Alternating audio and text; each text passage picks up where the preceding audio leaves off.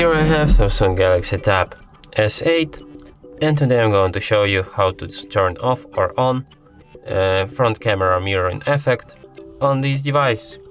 So firstly you have to open camera, then tap on the gear icon to access its settings, and here you can find save selfies as previewed. And when you have this, so let's try to take a selfie, our camera selfie. And now let's try to take another camera selfie without this feature enabled.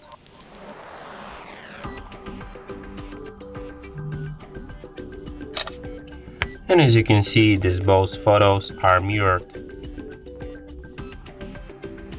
And that's it. Thanks for watching.